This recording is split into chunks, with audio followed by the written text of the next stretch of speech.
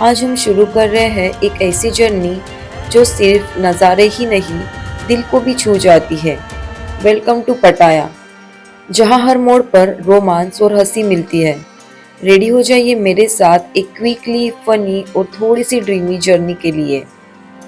मैं भी cab book कर रही हूँ टाइगर पार्क के लिए। कैब बुक करके जाएंगे उधर और फिर उसके बाद निकलेंगे बुद्धा।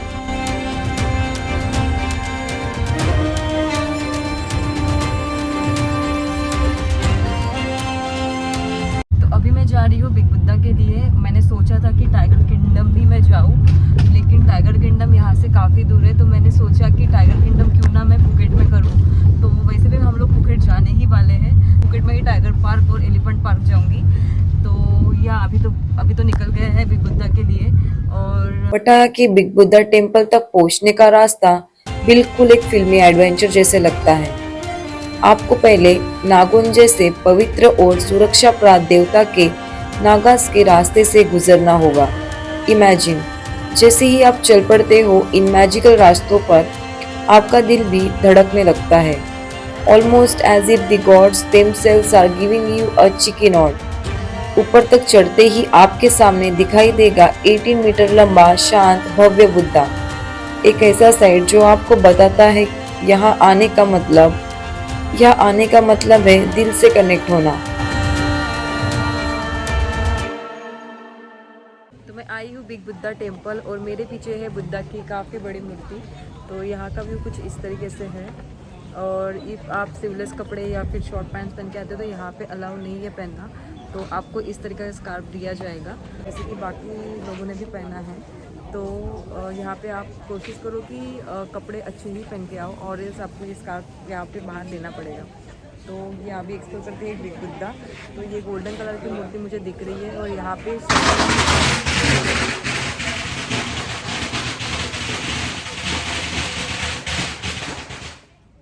यहाँ पे आप देख सकते हो कि यहाँ पे शॉप्स भी है काफ़ी ज़्यादा, और उधर पटाखे फूट रहे हैं तो आवाज़ काफ़ी हो रहा है। और यहाँ पे छोटे छोटे स्ट्रक्चर्स दिए हैं बुद्धा जी के। यहाँ modern dressing is a must. मैंने एक दिन सिवलेस पहना और सोचो मेरे लिए एक स्टाइलिश स्कार्फ पेश हो गया। यहाँ पे फ्री एंट्री है, आपको यहाँ पे एक भी रुपया नहीं देना पड़ेगा। यहाँ पे एंट्री जो होती है फ्री होती है।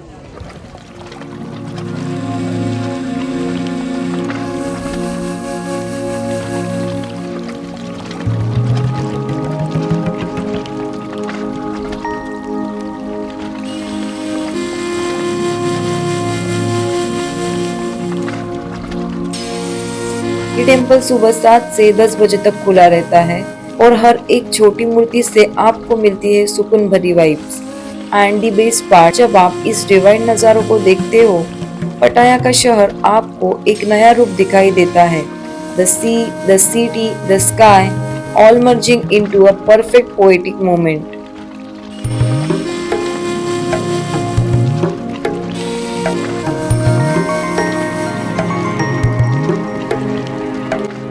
बिग बुद्धा देखने के बाद मैं निकल पड़ती हूँ एक और हाइडन जेम के लिए, कोजी बीच।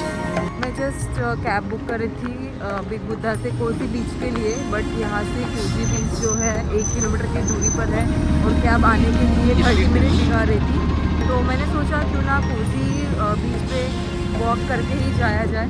तो यहाँ का नज़ारा भी अच्छा है, तो मैं सोच रही थी कि वॉक करके ही जाऊँ वहाँ पे। एक वॉक का वॉक भी हो जाएगा और जल्दी भी पहुँच जाएंगे।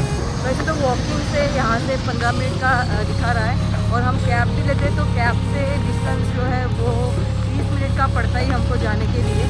और वैसे भी 30 मिनट कैब लेट दिखा रही थी ग्रैब से और बोल्ट से ही। तो सोचा कि चलो पैदल ही जाते हैं और वहाँ के बीच का लुत्फ उठाते हैं। प्लान था कि टाइगर किंगडम और बाकी बीचेस एक्सप्लोर करूं, लेकिन जब पता चला कि कोजी बीच कम क्राउडेड है और ये हाइडन जेम है और बिग बुद्धा के बिल्कुल पास, तो सोचा क्यों ना इस 1 किलोमीटर का प्यारा सा वॉक लिया जाए। क्योंकि टैक्सी में बुक कर रही थी तो यहाँ से टैक्सी के लिए हमको 30 मिनट्स दिखा रहे थे, और फिर मैंने सोचा चलो वॉक करके ही चले जाते हैं। और ये पैदल सवारी मेरे लिए एक मिनी एडवेंचर थी, ऐसे ही पटाया के अनजान रास्तों पर अपने दिल की धड़कन को महसूस करते हुए। रोड पे मुझे ज़्यादा कुछ ऐसे मतलब अच्छा लग रहा है यहाँ पे, और ज़्यादा ट्रैफिक भी नहीं है, एकदम कूल रोड लग रहा है ये। और या ये यहाँ के लोगों के घर भी काफ़ी बढ़िया लग रहे हैं। और आगे जैसे जैसे बढ़ रहे हैं रास्ता काफ़ी बढ़िया है। और अभी धूप भी कम हो गई क्योंकि अभी इवनिंग टाइम है तो धूप तो है ही नहीं बिल्कुल। और अभी पहुँचेंगे हम थोड़ी देर में कोजी बीच पे। तो फर्स्ट टाइम मतलब मैं ये बीच एक्सप्लोर करूँगी ऑब्वियसली, क्योंकि थाईलैंड भी तो फर्स्ट टाइम है। Don't wanna sleep in, cause I got something to prove. I gotta take what I hate and finally make a move. I think of you and all the shit you don't do. Well, I'ma make hella sure that I don't become you. I have no regrets, yeah, I'll tie up my chest. अब थोड़ा funny twist की बात करूं तो हम रुके थे the grassland hotel में।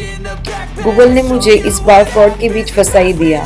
गूगल फोटोज में द ग्रास होटल काफी स्पेशियस और ड्रीमी लग रहा था, पर जैसे ही यहाँ पे पहुँचे तो पता चला कि रूम 7th फ्लोर पर एक छोटी सी रूम है। That I can't let go, watch me turn this life into something that you can never own. I feel this. Room के अंदर आपको एक टीवी भी दिखाई देगा। टीवी रूम, टीवी,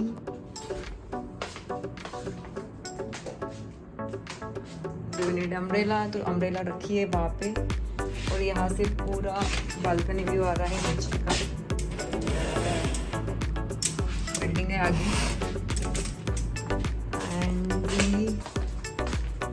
और यहाँ पे एक पेंट्री भी थी जिसमें कॉफी, ग्रीन टी, शुगर और माइक्रोवेव भी। And here is the microwave. एक केटल दिया है यहाँ पे और उसके साथ चाय, कॉफी और ग्रीन टी है। ग्लास दिया है, कप दिया है यहाँ पे। और इफ़ यू ऑर्डर एनीथिंग तो यहाँ पे आपके लिए फूड रखने के लिए कुछ दिया है। यहाँ पे बेसिन है और अगेन यहाँ पे कैमरा। और फिर से यहाँ से बालकनी व्यू जहाँ पे आप बैठ भी सकते हो। यहाँ से उसकी आपको बाहर का भी व्यू दिखा देती हूँ।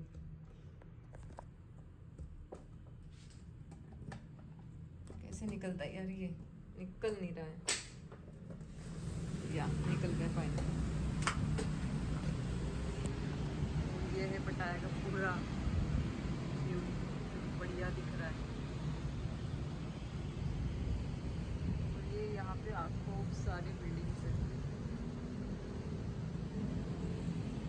काफ़ी सारी गाड़ लगी है। मुझे तो ये वाला व्यू बहुत अच्छा लग रहा है। नाइट में देखने में क्या मज़ा आएगा यार, यहाँ से एकदम बढ़िया। वॉशरूम दिखा देती हूँ मैं आप लोगों को। यहाँ पे दिया एक बेसिन, यहाँ पे हैंड वॉश रखा है, 2 कप्स है, टूथपेस्ट है, ब्रश है। यहाँ पे ईयरबड्स दिए हैं और शावर कैप दिए है। और ये मैं हूँ। एंड यहाँ पे आपके टॉवल्स रखे हैं, 2 नैपकिन्स, सीट और एंड द बेस्ट पार्ट मुझे होटल का लगा वेटिंग एरिया। यहाँ पे इतना स्पेशियस वेटिंग एरिया था और वहाँ पे सोफा काउच वगैरह रखे थे, तो काफ़ी ज़्यादा पसंद आया मुझे यहाँ का वेटिंग एरिया। ये यहाँ पे आपको देखने मिलेंगे कुछ वेपर्स जो कि इंडियंस के काम के बिल्कुल नहीं है, क्योंकि यहाँ पे नूडल्स में वगैरह प्रॉन वगैरह रहते हैं तो सी फूड रहता है, तो मुझे मतलब ये इंडियंस के काम की कुछ चीज़ें नहीं लग रही है। जितनी रूम कंजस्टेड थी उतना ही स्पेशियस और बड़ा सा था वेटिंग एरिया। और होटल में आपको फिर से कंजस्टेड वाला स्विमिंग एरिया भी दिखेगा, जहाँ पे बिल्कुल भी मन नहीं था मेरा बैठने का, क्योंकि इतना कंजस्टेड था तो मन ही नहीं किया स्विमिंग पूल में उतरने का। यहाँ पे जिम वाला एरिया दिया है, तो आप जिम भी कर सकते हैं यहाँ पे।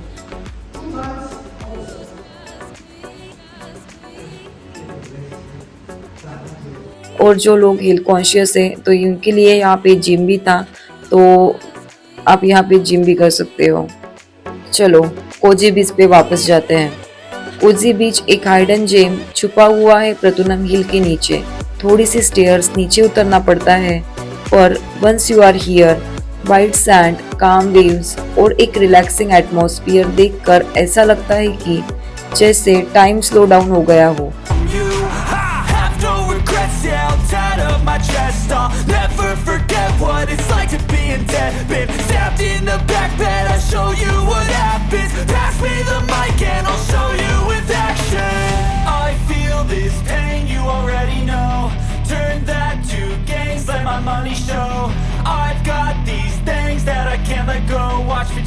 life into something that you could never own. I feel this pain, you already know. Turn that to gains, let my money show. I've got these things that I can't let go. Watch me turn this life into something that you could never own. So fight and die for the things you know you love. Do what you think is right and see life do what you want. So fight and perfect for solo या फिर एक romantic couple getaway. यहाँ आपको छोटे छोटे stalls दिखेंगे जहाँ पे आप फ्रेश कोकोनट स्नैक्स ठंडी ड्रिंक्स ले सकते हो। अगर आप थ्रिल चाहते हो तो जेट स्की जैसे वाटर एक्टिविटीज भी यहाँ पे अवेलेबल है। यहाँ शाम तक सब कुछ अवेलेबल रहता है, तो enjoy the vibe until the sunset mingling with the sound of gentle wave. तो अगर आप पटाया में आते हो और थोड़ा रोमांस, थोड़ी मस्ती और एक अलग ट्रैवल एक्सपीरियंस चाहते हो, कोसी बीच और बिग बुद्धा टेम्पल दोनों को ज़रूर एक्सप्लोर करें। और अगर आपको ये सफ़र अभी तक पसंद आ रहा हो तो प्लीज़ लाइक, शेयर और सब्सक्राइब करना ना भूलना। आपके प्यार और सपोर्ट से ही ये जर्नी इतनी प्यारी और मसालेदार बनती है। पटाया के प्लेसेस एक्सप्लोर करने के बाद मैं फिर से आ गई हूँ द ग्रास होटल में वापस। I just got back from exploring the beach and let me know you, it was one crazy mix of chill vibes and unexpected adventure. Freshen up with me as I head out again to explore more of Pattaya. Right, तो अभी मैं हो गई हूँ ready और मैं जा रही हूँ अभी पटाया बीच और वॉकिंग स्ट्रीट के लिए। ग्रैब पे सर्च किया तो दिखा कि वहाँ पे इंडियन फूड अवेलेबल है। वो देख के मेरी खुशी का ठिकाना नहीं रहा। तो अभी हम लोग जाएंगे पटाया बीच पे और वहाँ से जाएंगे वॉकिंग स्ट्रीट। सबसे पहले करेंगे भरपेट पेट पूजा और उसके बाद जाएंगे पटाया बीच के लिए। तो चलो पटाया बीच चलते हैं।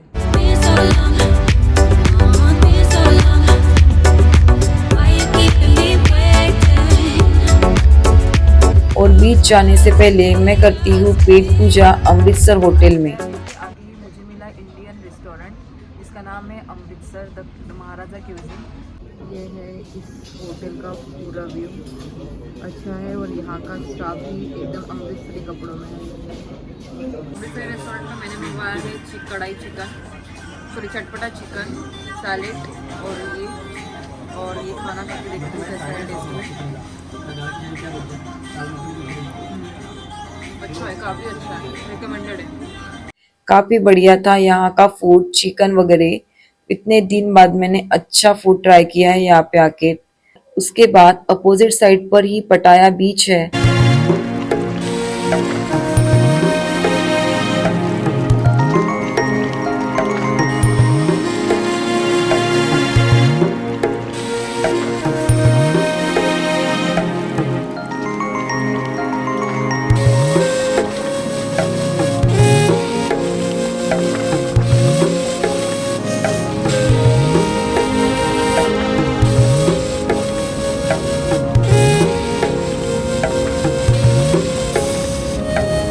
और सच कहूँ मुझे ये बीच बिल्कुल पसंद नहीं आया, क्योंकि यहाँ से वॉकिंग स्ट्रीट पास ही है और मुझे आइडिया नहीं थी वॉकिंग स्ट्रीट कैसी जगह है। बट हमें कैब से आते आते वॉकिंग स्ट्रीट के थोड़े से नज़ारे दिखे बाहर के बस, तो मुझे वहाँ पे जाना मतलब फील नहीं हुआ कि वहाँ पे मुझे जाना चाहिए। और मेरे माइंड से एकदम निकल ही गया कि मुझे वॉकिंग स्ट्रीट भी एक्सप्लोर करने जाना है।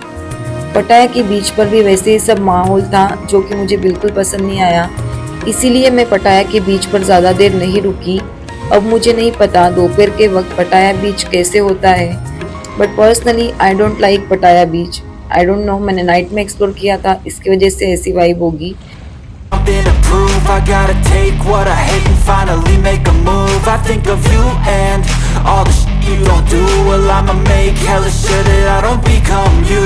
I have no regrets, yeah, I'll tie up my chest. I'll never forget what it's like to be in debt. Been stabbed in the back bed, I'll show you what happens. Pass me the mic and I'll show you with action.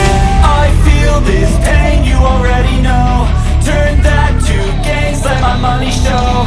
I've got these things that I can't let go. Watch me turn this life into something that you could never own. I feel this pain, you already know.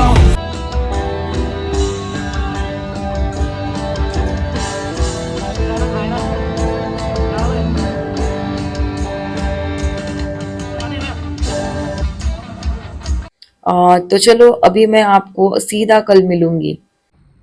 Hello guys from पटाया। तो आज मैं पटाया से checkout करूंगी और जाऊंगी Bangkok के लिए, क्योंकि आज हमारी बैंकॉक से कराबी के लिए फ़्लाइट है। तो आज मैं बैंकॉक से कराबी के लिए फ़्लाइट लूंगी और जाऊंगी कराबी।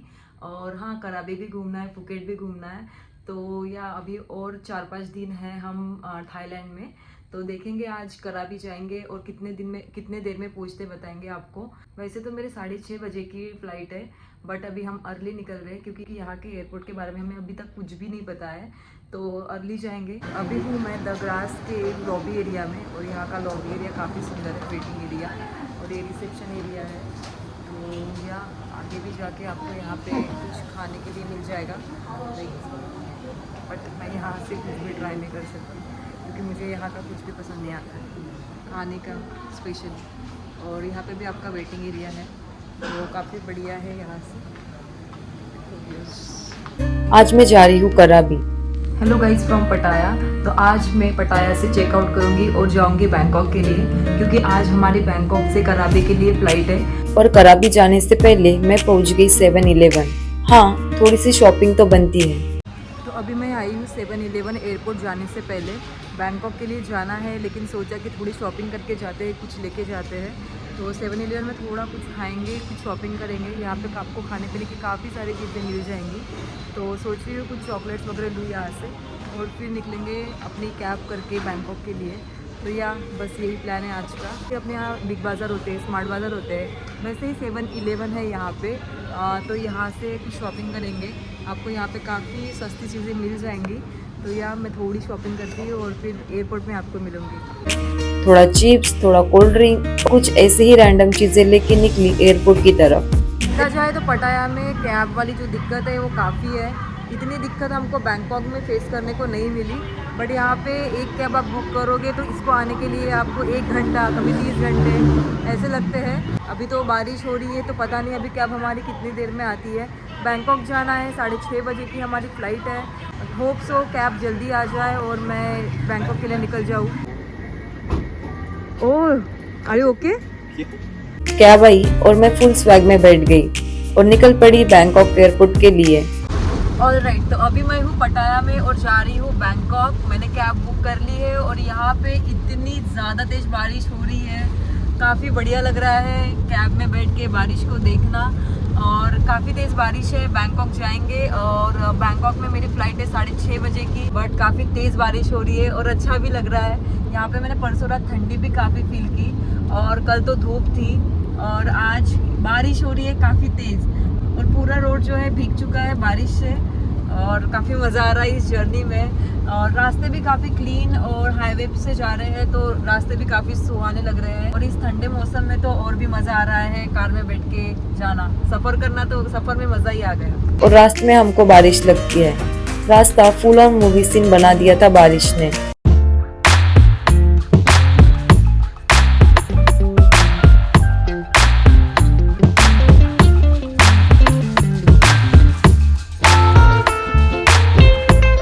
बारिश इतनी रोमांटिक चल रही थी कि खिड़की से बाहर देखते देखते पता ही नहीं चला एयरपोर्ट कब आ गया। ऑलराइट, तो अभी मैं बैंकॉक के एयरपोर्ट पे पहुंच गई हूँ पटाया से, और यहाँ पे बोर्डिंग पास मैंने ले ली है। वैसे तो हम जल्दी ही आ गए थे, 6:30 बजे की हमारी फ्लाइट है, और मैं पहुंच गई हूँ 3 बजे। तो सारी प्रोसेस हो गई है, बैग भी चेक हो गई है। तो देखते हैं, अभी तो टाइम पास ऐसे ही करना है। कुछ खाएंगे यहाँ पे, क्योंकि भूख तो अभी लगी नहीं, क्योंकि 7-Eleven में थोड़ा हमने खा लिया था पॉप वगैरह। तो अभी तो ऐसे ही यहाँ पे टाइम पास करते हुए बैठे हैं। देखते हैं, पूरा एयरपोर्ट घूमेंगे। ऐसा कुछ खास नहीं है बैंकॉक का एयरपोर्ट, मतलब नॉर्मल ही है, बट ठीक है, घूमेंगे। यहाँ से फ्लाइट्स दिख रही है मुझे जाते हुए। एयर एशिया की हमारी फ्लाइट है, तो एयर एशिया से आज जाएंगे कराबी के लिए। जब मैं पटाया से बैंकॉक के लिए आ रही थी तो बारिश हो रही थी, और मुझे लगा कि बारिश की वजह से फ्लाइट डिले होगी, बट बैंकॉक पहुंची तो यहाँ पे धूप है, तो मैं रिलैक्स्ड हो गई कि यार नहीं, ऐसा कुछ होगा नहीं, मतलब सेफली पहुंच जाएंगे कराबी। तो देखते हैं, कुछ मतलब हो ना जाए, बारिश वगैरह भी आ गई तो मे बी शायद फ्लाइट डिले हो सकती है। एयरपोर्ट पे बैग्स चेक हुए और जैसे ही मैं थोड़ा फ्री हुई, भूख लग गई मुझे जोर से, तो मैं भागी भागी चल पड़ी KFC की तरफ, एकदम ओलंपिक रनवादी मोड पे। ऑलरेडी बैगेज का चेकिंग कर लिया था हमने, बट मुझे इतनी ज़ोरों से भूख लगी है तो सेकंड फ्लोर पे फिर से वापस आना पड़ा। KFC में हूँ अभी, KFC में मैं चिकन खाऊंगी और उसके बाद फिर से चेकिंग करने जाऊंगी ऊपर। फ्लाइट मिस ना हो इस चक्कर में मैंने KFC में डायरेक्टली नहीं खाया, तो मैंने ये पार्सल लेके आई हूँ क्योंकि चेकिंग फिर से करनी थी। तो यहाँ अभी खाऊंगी ये चिकन और फिर जाएंगे वहाँ गेट नंबर B3 में। और KFC से मैंने लिया स्पाइसी चिकन। फिर आई सबसे मुश्किल घड़ी, प्लेन का वेट करना। बारिश इतनी तेज थी कि फ्लाइट डिले हो गई। बोर हो रहा है यार, अभी फ्लाइट कब आएगी। पर 30 मिनट के वेट के बाद प्लेन फाइनली आया और बस फिर मैं अपनी उड़ान भरती हूँ बैंकॉक से सीधा कराबी के लिए। एयर एशिया की फ्लाइट मैंने बुक की थी। तो अभी मैं फ्लाइट में बैठ चुकी हूँ कराबी के, और मैंने कराबी के लिए भी विंडो सीट ही बुक की थी क्योंकि मुझे बाहर खिड़की विंडो से देखना काफ़ी अच्छा लगता है। तो मैंने विंडो सीट ही बुक की थी और मुझे यहाँ से अच्छे से नाइट लाइफ देखने को मिल रही है जो मुझे काफ़ी फैसिनेट करती है, सिटी लाइट।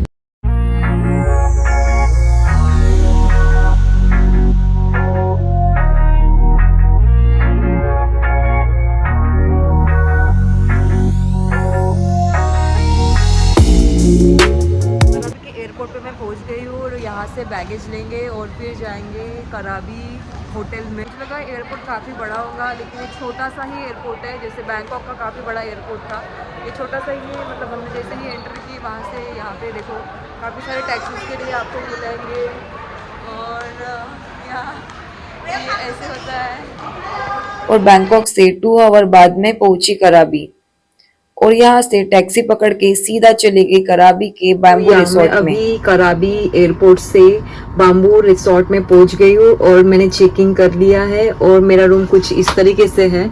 तो मैं पूरे रूम का व्यू आपको कल दूंगी क्योंकि अभी आई हूँ तो थक गई हूँ, थोड़ा सा मुझे फील हो रहा है क्योंकि ये एकदम फर्स्ट रूम ही दे दिया है तो एकदम वो हॉरर फील वाली फीलिंग आ रही है मुझे इस रिसोर्ट में। बट ये हो सकता है मे बी कि मैं ये रात के अंधेरे में देख रही हूँ उसकी वजह से मुझे ऐसी फीलिंग आ रही हो। बट या अभी देखेंगे, कल सुबह मैं आपको होटल का पूरा व्यू दूंगी। तो कुछ इस तरीके से पूरा बैम्बू से बना हुआ ये रूम है और यहाँ पे एक रेफ्रिजरेटर दिया है और यहाँ से आप आगे जाओगे। थोड़ा सा रिग्रेट है मुझे इस रूम से क्योंकि जितने पैसे मैंने स्पेंड किए इस रूम पे उतना कुछ खास ये रूम लगा नहीं मुझे। और या मैं थोड़ी सी मतलब I am not happy with this room. मतलब 20,000 देने के बाद भी यहाँ पे ये रूम अगर मुझे ऐसा मिल रहा है तो I am not happy with this. और जैसे हम कराबी से यहाँ पे आ रहे थे तो मुझे पूरी इंडिया वाली वाइब आ रही थी, लाइक रोड्स एंड ऑल पूरी इंडिया वाली वाइब दे रहा था। अभी यहाँ पे आई हूँ मैं और यहाँ पे रेस्टोरेंट भी नहीं है। मैं थोड़ा सा डिससेटिस्फाइड हूँ ये वाले रिसोर्ट से। मुझे कराबी में 3 दिन स्पेंड करने वाली हूँ और मुझे काफी ज्यादा डिससेटिस्फैक्शन है इस वाले होटल से, एक्चुअली इस रिसोर्ट। बट रिसोर्ट वाली फीलिंग तो कुछ भी नहीं आ रही, ये एक बस हंट है और मुझे पूरी झोपड़ी वाली वाइब दे रहा है ये। ऐसा लग ही नहीं रहा है कि मैं किसी लग्जरियस होटल में स्टे कर रही हूँ। और 20,000 देने का क्या ही फायदा जब ऐसे रिसोर्ट में आपको स्टे करने को मिले। फोटोज इतने अच्छे दिखाए, सब कुछ अच्छा दिखाया था, लेकिन आप देखोगे ये व्यू तो उतना कुछ मुझे अभी पता नहीं है, नाइट है इसकी वजह से मुझे ऐसा फील हो रहा है या फिर क्या है। But I don't like that. अब देखेंगे कल मुझे दिन के उजाले में कैसे दिखता है ये रूम। सो या आगे का सफर और भी इंटरेस्टिंग होने वाला है, तो चैनल को सब्सक्राइब कर लेना वरना तुमसे ये मसालेदार सफर मिस हो जाएगा। तब तक के लिए bye bye, take care and धन्यवाद।